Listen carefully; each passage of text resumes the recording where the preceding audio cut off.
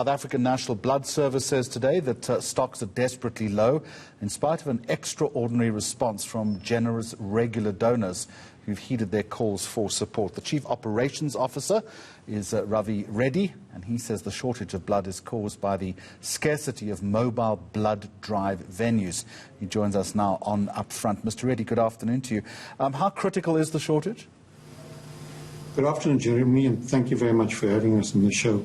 For the last week, the shortage has been quite critical. We need to have 5 days cover of Group O blood, which is the most used blood in South Africa, and we were sitting on average at 2 days stock. What this means is it gets very difficult to move the inventory to the 85 blood banks that we have in different hospitals, serving more than 600 hospitals and 400 emergency blood fridges. So we do need to get the stock back up to 5 days. Have you seen this type of shortage before?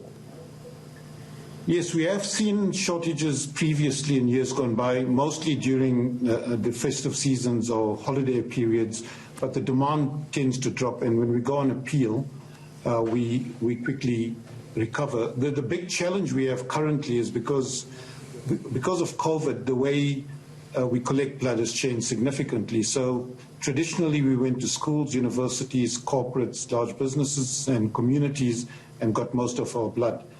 From the end of March, those avenues stopped. So we changed and started going into schools, sorry, not to schools, but more into shopping centers, malls and communities. Fortunately for us, the demand for blood during level 5 and level 4 lockdown dropped by about 25%. And the collections also dropped by 25%.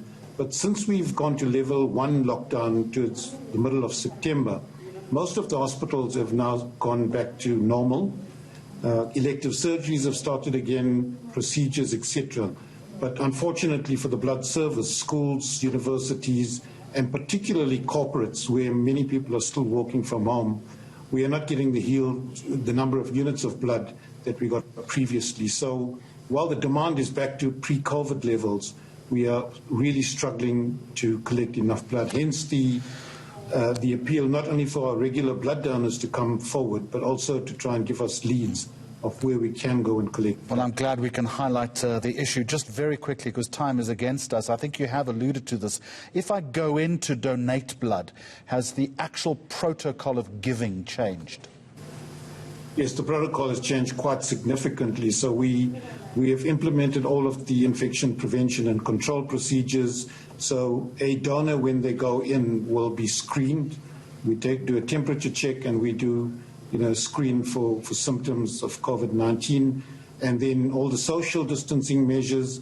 We've also reduced the number of people that will be at a particular donor center at a time to ensure the safety of our donors and staff. It's a critical service that you offer. I hope that you are successful. Ravi Reddy, thank you.